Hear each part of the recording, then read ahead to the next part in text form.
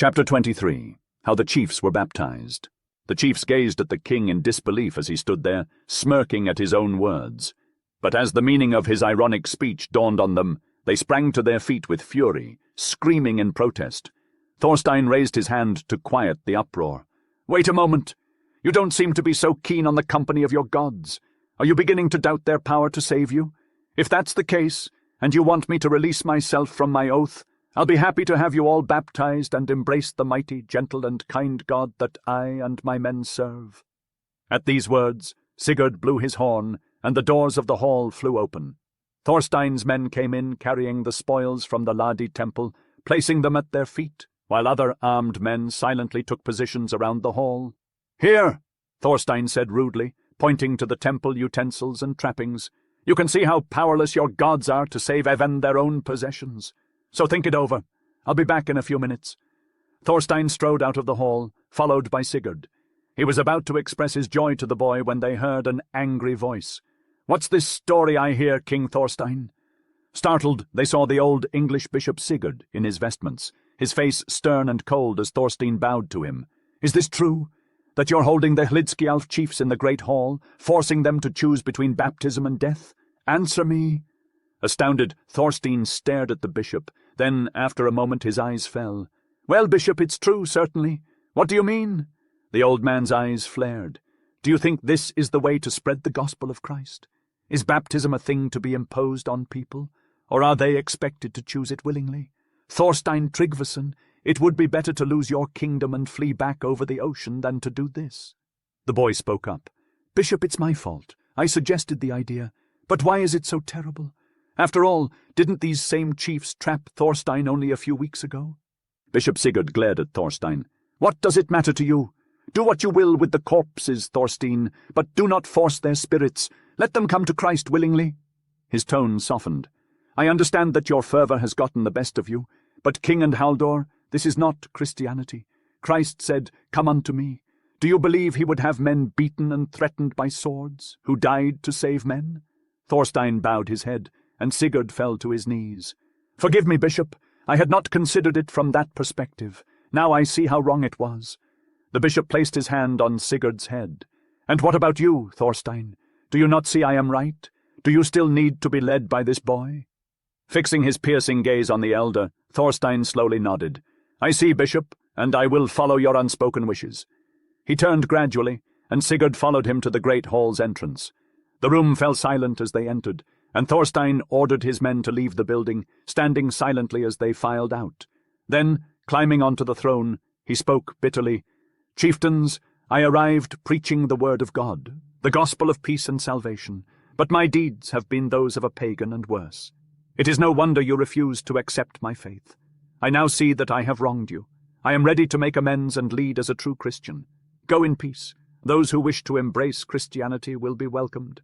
If you desire to have a heathen king rule over you, I will return to where I came from, without wielding fire and sword in the land." The chiefs gawked at the king, and Orm Lug, one of the greatest, spoke up. "Is this true, king? Are we free to return home?" "Yes," replied Thorstein with a flush on his face. "I have shown myself to be a poor Christian, my friends, but forgive me for now. Go, and I will abide by whatever you want." One by one, in silence and astonishment, the chieftains left the hall, and only Sigurd remained with the king. The youth then grasped Thorstein's hand, tears streaming down his face. "Thorstein, we were mistaken, but how you must suffer. Will you go back to Ireland if the chiefs refuse to embrace the gospel?" "Yes, my friend." Thorstein's voice was soft and low. "The bishop has shown me something that I cannot fully express. My pride has been shattered. The hammer of Thor is not the same as Christ's cross. I believed that the cross could be used as a weapon, like Thor's hammer, but I was wrong. The cross represents gentle humility and pity. Yes, The doors suddenly burst open, and the chiefs entered to the king's amazement. Their faces had changed, and their resistance had given way to a new emotion. "King Thorstein," Orm spoke as the representative of the chiefs, "we have found the palace unguarded and the streets clear, just as you said. We have resisted your faith not because we love the old gods, but because we saw no difference in the white Christ. You preached one thing but did the opposite, but today you have shown us something new. We have found in you a man who is strong, proud, and used to ruling the wills of others. We have rejoiced in you as our king. Today we have learned that there is something stronger than pride and will, something that can overcome all of it, and because of this, we accept the cross of Christ from your hand willingly." Thorstein looked at the men around him with tears streaming down his face, unable to speak. He took each of their hands and said, "My friends, this is a victory where I had found a defeat. I cannot express what this means to me, but I know that we will never forget this day. Haldor, Sigurd, and I have learned a lesson from you and from ourselves. May God grant that we never have to learn it again." Sigurd called for the bishop and recounted the events of their journey. Without delay, the chiefs and their entourages were baptized in the brand-new church, erected by Thorstein. Later that night, Thorstein and Sigurd sat together in a room, discussing the day's happenings until the wee hours. Thorstein, the king, had given Freyja, Sigurd's love interest, a portion of Haldor Ragnvald's seized property to replace the ones she had in Vendland, so that she could live like a dignitary. Additionally, he declared himself her guardian, but joked that he might force her to marry if he had to. Thorstein promised Sigurd an earldom once he had put the country in order. That same night, Freyja asked Thorstein about his plans. He shook his head, pondering the gravity of the events of their baptism day. All the major chiefs from the Hlidskjalf districts were baptized that day, and Thorstein felt the bond established would be unbreakable. Everyone but Ironbeard, that is. Thorstein intended to persuade Ironbeard during the winter sacrifice to join them as a baptized member.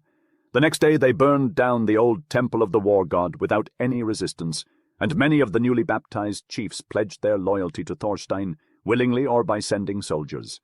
The idols were brought out and burned before the people to signify the destruction of their gods. Sigurd wished that Vidar could be with them, recalling their escapade with Haldor Ragnvald, but he was too far south. By noon they had completed their task and made their way back to Nidaros. The Bonders' threats against Thorstein had diminished, and many of them flocked to Nidaros to be baptized by the bishop since their greatest chiefs had already converted. The day after the temple of Hlidskjalf was destroyed, Thorstein and his men set sail for Moeri, where the winter sacrifice was held. They braved the waters of Hlidskjalf Firth on their largest ships until they arrived at Moeri on the day of the sacrifice. The king demanded that the people hold an assembly first, and sent Sigurd ashore to make the request. To Fairhair's surprise, a great multitude of people from all over the countryside had gathered, including Ironbeard and his men. They all agreed to Thorstein's demand, and the assembly was held on the plain before the temple. When the commotion and chatter died down, Thorstein took his seat and rose to address the Bonders. He revealed what had transpired in his hall at Nidaros, admitting his mistake, and that he no longer wished to force a religion upon them that they did not want. Sigurd noticed a shift in the demeanor of the Bonders before him. They exchanged glances and began whispering amongst themselves. Suddenly, Ironbeard stood up from his seat. He was an immense man, towering over the rest, with a beard as grey as iron that swept over his chest. Wearing the robes of a priest of Thor, he lifted his hand and began to speak, his words resonating with great dignity and authority. Chapter 29. Thorstein's Atonement. The priest's voice boomed through the temple. "King Thorstein, we cannot allow you to disrespect our religion. It is our wish that you make the same sacrifices as Haldor Ragnvaldas and the other kings before you did. When King Ragnvald, the foster son of King Athelstan of England, wanted to convert to Christianity, the Bonders were too strong for him, and he yielded to the old ways. You are to follow his example, for our minds have not changed since the assembly where you promised to visit this temple." Ironbeard sat down, and the Bonders applauded him loudly. Thorstein was angry at the chief's demands, but he controlled his temper and rose to speak. "My friends, I promised to visit your temple, and I will do so now, before the sacrifices. The assembly is closed." Thorstein motioned for Sigurd and the other men to join him. After disarming themselves, they walked towards the temple. Thorstein held a gold-mounted staff of heavy wood in his hand and whispered to Sigurd, "Haldor, do as I do, and act fast." As they entered the temple, they saw many images surrounding them. The largest idol, adorned with silver and gold, stood in a position of honor. Thorstein's men filled the temple while the Bonders watched from the doorway. Without a sound, King Thorstein walked up to the giant idol and, raising his staff, struck it. The idol fell to the stone floor and broke into 2 parts. At the same time, Sigurd and the other men rushed to the remaining images, sweeping them from their pedestals. A horror-stricken cry erupted from the Bonders, and Ironbeard picked up a spear and poised it, preparing to throw it at the king. One of Thorstein's men fired an arrow and shot Ironbeard in the chest, causing him to fall to the temple's threshold. The Bonders retreated in terror, and King Thorstein turned to the man who fired the arrow. "Who shot that arrow?" he shouted. "I did, King Thorstein," the man replied. "I did it to save your life. Ironbeard had a spear pointed at you. Look, it's still in his hand." Thorstein gazed down at the fallen leader, recognizing the truth in his words. He turned to Sigurd, issuing a command. "Order the assembly called. Tell them not to be afraid." As the people took their places once more, Thorstein emerged from the temple. Standing on the steps, he said, "Friends and Bonders, I came not to spill blood. The death of Ironbeard was a tragedy, and I regret that he sealed his own fate. As I stated earlier, I will not force anyone to abandon their beliefs. I have seen the error in that path. Nonetheless, a handful of days prior, other leaders, some who stand before you, accepted the cross of Christ from me. Now I offer this same opportunity to all of you." Thorstein paused, allowing his message to sink in. "You have all witnessed the fall of your gods. They lay shattered and powerless. Where is their might now? The true God has safeguarded my life, bringing me to this land and granting me this kingdom. Whether you choose to accept it or not, his teachings will reign supreme in Norway before long." A Bonder rose, offering his rebuttal. "Your words are kind, King, and carry the air of truth and fairness. It is clear to us that the gods have perished, unable to stand against the cross of Christ. That being said, the slaying of Ironbeard was an ill deed, regardless of its intended outcome. Before we proceed, we must ask if you intend to punish his murderer." The Bonder descended back into his seat. Everyone's gaze was trained on Thorstein, waiting for his response. The king sat silently for a moment, struggling with his decision. Finally, his expression cleared. "I will not punish the man, for he saved my life. However, hold your tongues for a moment, for I have more to say. Is there anyone present who is related to Ironbeard?" Two men stood, acknowledging the question. "We are distant kin, your highness. Yet besides his daughter, we are his only mourners." King Thorstein removed his helmet and gathered the attention of his people.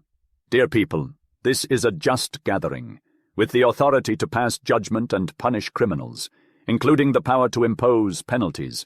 I appoint you 2 farmers as judges, and I take responsibility for the death of Ironbeard. Whatever is the verdict, I will abide by it in exchange for his death. If you demand my life, or exile, or a significant fine, I will grant it, and my men will not threaten you with punishment." Silence gripped the people, and Sigurd looked at Thorstein with admiration and amazed. Bishop Sigurd had not preached in vain. A quiet acknowledgment of Thorstein's gesture swept through the crowd. After a moment's contemplation, the 2 kinsmen of Ironbeard stood up. "King Thorstein, your words have humiliated us, who showed up with weapons and the intent to engage in war. It's a new chapter in Norway's history where kings submit themselves to the law like laypersons, and it seems fair to us that you do so. The law says that for taking a life, the relatives of the deceased can claim the life of the killer, or demand payment in land and possessions. Fairy Ironbeard, the sole daughter of the deceased, is affluent and from a respectable family. As her family, we have decided that you offer her your hand in marriage and bestow upon her land befitting a queen." King Thorstein's men growled in disagreement. Even Sigurd appeared flabbergasted. King Thorstein had been thinking of marrying one of the daughters of the Swedish king to solidify their country's bond. However, Thorstein calmed the protests with a hand gesture and addressed the farmers. "Friends, hear my words and let them be known as true. I agree to this lawful judgment, and do so with a spirit of goodwill. I entrust the responsibility to you, my 2 men, to ensure that the maid is safely transported to Nidaros before Eastertide, so that I may marry her and make her the queen of this land. It is the least I can do, I believe, after my men killed her father and left her destitute. If this course of action does not meet with her approval, I entrust you to choose another measure of punishment for me to fulfill, and I will do most faithfully. This pledge I make on the cross." Thorstein took his seat in the midst of an uproarious approval from the Bonders, and a group of men rose and insisted on speaking. One of them was selected to speak on their behalf, and he addressed the king, saying, "My lord, when I departed from my home it was my firm intention to resist your faith to the last drop of my blood. But now I am proud to accept baptism at your hand, and to pledge my loyalty to you once more." Thorstein was taken aback, and one by one the other Bonders rose and made the same declaration of loyalty. Then Thorstein sent for Bishop Sigurd, who had remained behind at the ships for fear of an attack by Ironbeard, and turned to address the Bonders. "My loyal countrymen, Nothing could bring me greater joy than this. It is my deepest desire that Norway should become a Christian land. Once all the leaders of Hlidskjalf and the surrounding districts have received baptism, we will encounter little opposition from the rest of the kingdom. To demonstrate the earnestness of your commitment, I ask that you finish the destruction of this temple to the old gods, and on its ruins I will erect a church to the one true God at my own expense."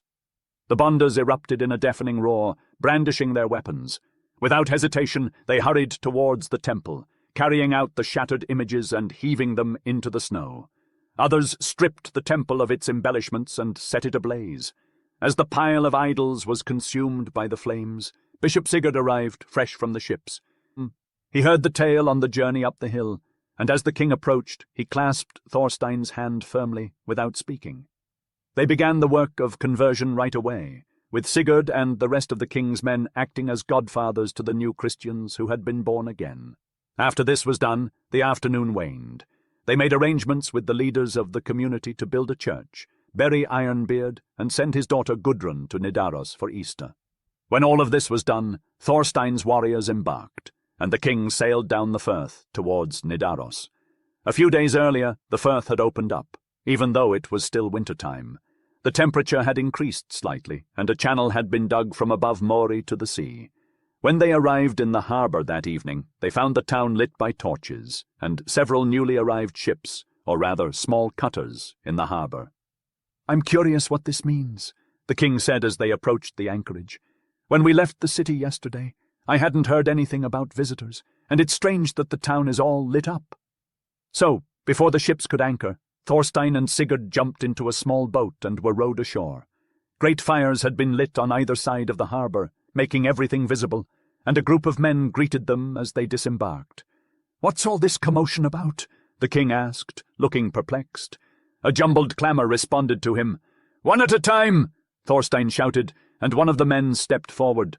"My lord king, we were driven out of our homes and come from the north. There, 2 chiefs, Raud the Strong and Thori Hart, have revolted against the Christ. They've gathered a fleet and are approaching you. They intend to rebuild the temples of Thor and Odin while burning down the churches you've built. We Christians barely escaped with our lives, fleeing on our small boats. In a few days, the heathens will enter the firth unless you stop them first." Chapter 25. The Wrestling Match. Thorstein rushed to the great hall where the fugitives were waiting to tell their story. The 2 northern chieftains had taken advantage of the rare warm weather to sail a fleet down the coast in hopes of catching the king off guard, just as he had caught Haldar Ragnvald. After a quick consultation with his bishop Sigurd and other leaders, Thorstein knew the king had to act fast. If they embanked and sailed out of the firth that night, they could reach the entrance by morning and wait for the heathen fleet there. The king agreed, and word was sent to his men to return to their ships. But the Hlidskjalf chiefs refused to go home, insisting that they and their men would be of use if it came to a battle. With several hundred warriors backing them, the king was overjoyed and set up their standards on his ships. A few hours later, Thorstein and Sigurd left Nidaros with 12 ships, while the rest were taken off of their winter-dry docks. As they rowed down the firth all night, Thorstein and Sigurd tried to rest as much as they could. The day had been terribly hard on both of them, and they needed every bit of energy for the battle to come. The week of warm weather felt like a gift from heaven, and many of the men saw it as a sign of Thorstein's favour. Although no one expected the warm weather to last, few of the oldest men could remember a winter when Hlidskjalf Firth had opened before April, which is a hopeful sign for the king's impending battle. By morning, the Norsemen had left the Cape of Agdenes, the very same spot where the treacherous Thorkel had met his just fate. The group, led by the king himself, stopped at this location and ordered the ships to heave to, awaiting the arrival of 6 other ships, scheduled to join them from Nidaros. All day passed, yet there was no sign of the rebels. A few small ships carrying additional fugitives came down the coast offering Thorstein news that the notorious Raud and Thori were now only within 15 miles to the north. The pair had landed at Thexdale and were trying to gather as many men as they could muster from across the land, hoping to bolster their forces in the rebellion. That afternoon, the reinforcements arrived as scheduled from Nidaros, prompting the king to convene a council of sorts upon his ship, the Crane. Mindful of keeping bloodshed to a minimum, the king asked for suggestions from his men on how they could win the rebels over. Sigurd had an idea that he felt was worth sharing. He explained to the king and the others that his forecastle man, old Bjorn, had a theory. Bjorn predicted that a heavy frost would set in tonight, considering that all of this warm weather was highly unusual. Bjorn maintained that if a frost did in fact return tonight, it would be no light one, thus blocking off the firth. Sigurd shared his observation that any ships lying along the shore would be frozen quickly, especially if they were located in a tight bay location like Thexdale. He suggested that Raud and Thori might not pay enough attention to their ships, perhaps carelessly drawing them ashore or anchoring them nearby. He believed that if they seized the opportunity and attacked them suddenly, their enemies would likely be so devastated from the loss of their ships and far from home without means of retreat that they would ultimately surrender. The king and his cohorts were ecstatic about Sigurd's idea, considering it to be the perfect solution. However, they were also mindful of the fact that this plan was highly contingent on whether or not a frost set in. Regardless of the weather, they had already decided that they would leave the land, avoiding the possibility of their own ships getting frozen in place. The chiefs went back to their ships, each to their own, and set sail. They sailed out 2 or 3 miles to sea, where they lay quiet in the tossing waters. At sunset, Bishop Sigurd, who was on board the Crane, conducted a solemn service. He made a prayer to God to favor their enterprise, and all the men on the ships joined in the responses. Sigurd Fairhair was moved by the sight. 18 ships, all filled with men, with many who had just recently stopped worshipping idols, were gathered together in the sunset glow, praying devoutly to Jesus Christ. As soon as the sun set, darkness fell on the ocean, bringing with it bitter cold. Many of the men had not expected this, and had left their furs and cloaks behind. So the others divided theirs among all. Some of the ships had bales of merchandise on them, and at the king's command these were opened by torchlight and given to those without cloaks. Midnight came, and it was clear that the intense cold would close the firth, as Sigurd had predicted, leaving the enemy helpless. The men shouted with joy, and the ships were turned north, swiftly rowing toward Thexdale. There was not even the slightest breath of wind, and the cold grew more intense with every passing minute. At sunrise, the pilots announced that they were not far from their destination. 1 hour later, they rounded the islands outside Thexdale Bay. However, there was a line of ragged ice nearly a foot thick that formed during the night and blocked their path. In a hurry, but without mishap, the crews disembarked and made their way across the headland, guided by those who knew the coast. They left men on board the ships to keep them safe. Before them, they saw the army of revolt and their fleet, held fast in the bonds of ice along the shore. "Come," exclaimed Thorstein to his nearest leaders, "we must lose no time, for they are cutting the ships out of the ice." He was a formidable presence, with broad shoulders and fierce eyes that glared at Thorstein with hostility. Thori Hart trailed behind him, more reserved in his movements but no less imposing. They stood before the king and his men, weapons at their sides, ready for whatever would come next. "Have we safe conduct, King Thorstein?" Raud demanded, his voice carrying over the sound of the besieging army in the distance. "You have nothing to fear," Thorstein replied calmly, "as long as you come in peace." The 2 chiefs approached cautiously, their men watching from a safe distance. Thorstein's soldiers bristled with anticipation, but the king made no move to attack. He was a patient man, with a keen sense of strategy, and he knew that diplomacy was the key to victory. "I am Raud the Strong," the first chief announced, his voice booming, "and this is Thori Hart. We know who you are, Thorstein Tryggvason, but the question is, have you come in peace or in war?" Thorstein laughed, a genuine sound that echoed across the rocky shore.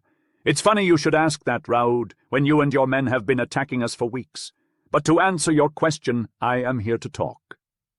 The 2 chiefs exchanged a heated glance, clearly not expecting this response, but they didn't back down. "You have caught us at a disadvantage," Raud said, his tone gruff, "but we will not surrender so easily. We will fight you to the last." Thorstein shook his head, a small frown creasing his forehead. "I don't want to fight you, Raud. I want a peaceful resolution. I have your ships, I have more men than you, and I have the upper hand. But I'm not interested in bloodshed. If you agree to lay down your arms and abandon your revolt, you can go home unharmed." Thori Hart looked surprised. "But we thought you were forcing all your subjects to be baptized. Do we have to convert?" Thorstein smiled ruefully. "No, Thori. Baptism is a choice, not a punishment. All the chiefs in this district have been baptized, but willingly, and I assure you, I am not interested in forcing anyone to follow my religion. I only want what's best for my people." Raud and Thori conferred quietly for a moment, whispering in each other's ears. Finally, Raud stepped forward, his face set in a scowl. "We accept your terms, King Thorstein, but know this, we will not forget this humiliation. We will regroup, and we will come back stronger. And when we do, we will not be so easily defeated." Thorstein nodded, his eyes glinting with respect. "I wouldn't expect any less, Raud. But for now, let's end this conflict and seek peace. It's what Odin would want." And with that, the two chiefs turned and strode back to their camp, their men following close behind. Thorstein watched them go, a sense of relief flooding through him. He knew this was only the beginning of his fight to keep his people safe and united, but for now the battle was won. The conquering King Thorstein wearily acknowledged the defeated warriors before him, noting their gratitude for their lives. Although their capitulation was appreciated, he couldn't help but feel a sense of incompleteness. Thorstein had mastered all that had stood against him, yet still felt incomplete in some way. As a vassal of Jesus Christ and servant of God, he knew his quest for spiritual enlightenment was far from over. Raud, one of the strongest priests of Thor in the north, caught his eye.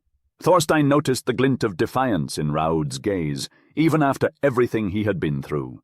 Raud knew the power of his heathen gods, and Thorstein knew his god. Not yet ready to coerce Raud into accepting his faith, Thorstein offered an ingenious proposition. They would each pray to their respective gods and then wrestle. The victor, the one who first threw the other to the ground, would be the winner, and therefore obligated to bestow their faith on the opposing army's men. This proposal was accepted by both parties. Thorstein stepped confidently into the field of battle, trusting in his god to guide him. He knew that whatever the outcome of the match, he was in the hands of his Father in heaven. Raud, on the other hand, was almost giddy with excitement. He was extremely proficient in wrestling, and he knew he had a chance to prove his worth. Despite the bitter cold, the anticipation of the upcoming match, and the scent of danger thick in the air, the two armies stood united in their excitement. The space cleared out for the match shone brightly in the light of the great fire that had been built to keep them warm. On one side, the warriors of King Thorstein, frozen yet determined, and on the other, the followers of heathen Raud, smirking in their confidence of victory. The two men stepped into the arena, their armor discarded, and took hold of each other. The crowd was silent as they watched intently, suspending their breath in anticipation. The two men grappled at each other, each trying to outmuscle the other. Then they both fell, bodies wrestling on the snow-covered ground. In the end, Thorstein emerged victorious. He finally felt a sense of completion in his conquest of Raud, and was eager to spread the love of the Lord. In death, Raud would be saved by the sacrifice of a holy god. As for the spectators, they simply rejoiced in the thrill of the match that had proven once and for all who was the strongest man in all the land. Chapter 26. The Cross and the Hammer. Sigurd's heart sank as he observed the massive muscles and powerful limbs of the pagan fighter before him. However, he glanced at his ally Thorstein, and although his muscles were not as large, Sigurd knew that Thorstein possessed tremendous strength. At the start of the bout, the opponents tactfully evaluated each other. Gradually, Raud increased his intensity and made tremendous attempts to overthrow Thorstein. However, to the amazement of the crowd, Thorstein resisted every effort, appearing to do so without exerting any effort. The disparity between the two men's lifestyles became apparent. As Raud rapidly lost his breath, became flushed and exhausted, King Thorstein remained fresh and alert due to his temperate habits.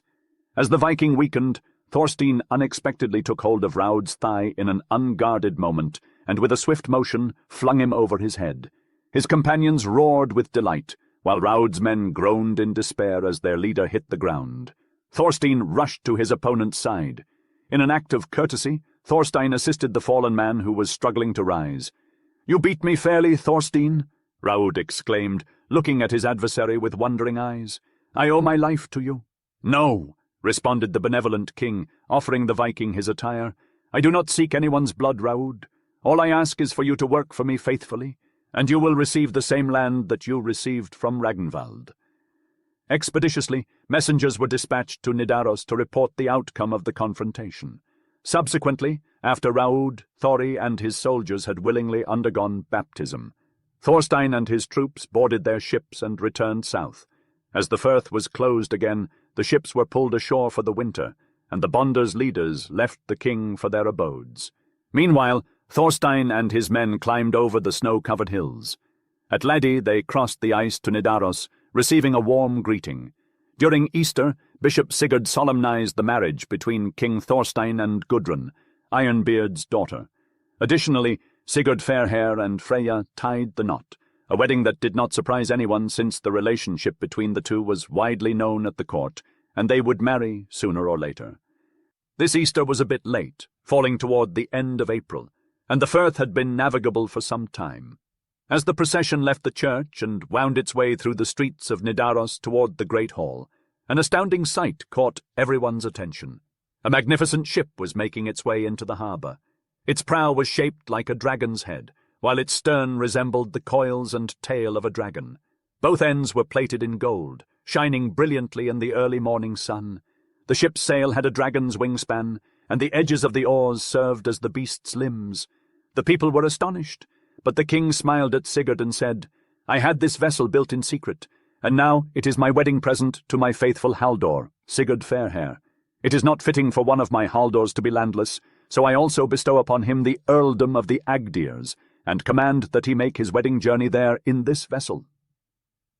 4 years later, King Thorstein Tryggvason, along with a few of his ships, was tricked by the treacherous Haldor Sigvald in the islands of Svold Sound, while the majority of his fleet was at sea. There, his enemies, including the King of Sweden and King Harold of Denmark, who had turned against him, and the heathen people of Norway who chose to abandon the land rather than accept the cross, had gathered. One by one the king's ships were seized, though he fought back like Norway had never seen. There was even a moment when King Thorstein seemed like he might turn the tables on his opponents, despite the odds.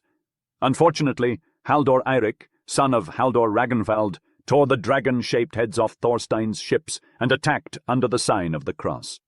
As the final few members of King Thorstein's army fell to the enemy's forecastle, he tossed aside his shield and dove into the water. He was well known as a proficient swimmer among the nations of the north, and he dove deep and swam underneath his enemy's ships, making it appear that he had drowned. Emerging from the circle of ships, the king swam swiftly to a fishing boat that lay near the islands, and was hoisted aboard by Sigurd and his wife Freyja. Unfortunately, they got there too late to warn the king about the betrayal. That night, with his wounds tended to, King Thorstein sat in the back of the boat, which sailed swiftly south. Sigurd implored Thorstein to join his fleet and head north to fight the invaders, but the king refused. He explained his reasoning. Haldor Eirik had brandished a cross during their battle, and Thorstein believed that Haldor had vowed to renounce the old gods if he emerged victorious. So Thorstein believed Norway had finally become a Christian country, and he thought that God may have been displeased with his reign. Thus he did not wish to return and cause more trouble. Freyja asked if they could travel to England together, as Thorstein had many powerful allies there, including King Bjorn Wolfe. But once more, Thorstein refused. He wished to leave Norway and become a pilgrim. He planned to visit Rome and Jerusalem and join the Crusaders to fight against the Muslims. When Sigurd realized that he could not change Thorstein's mind, he gave up and returned to his earldom of Agdir.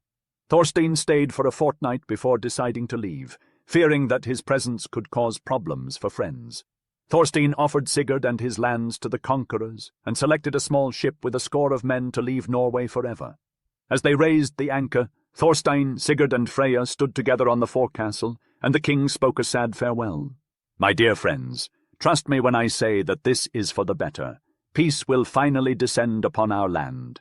The faith of Christ has taken root, and though some may at times revert to the old ways of our ancestors, I believe it will only be a fleeting moment. Here, take hold of my sword, as you did once before in Ireland, and carry it as a memento of me. I shall never wield a weapon again, except to defend the sacred ground of the Holy Land." With tears streaming down their faces, Sigurd and Freyja hugged the king tightly, bidding him farewell as they disembarked from the ship. Within an hour the vessel was a mere speck on the distant horizon. "Come, Freyja," spoke Sigurd, voice choked with emotion.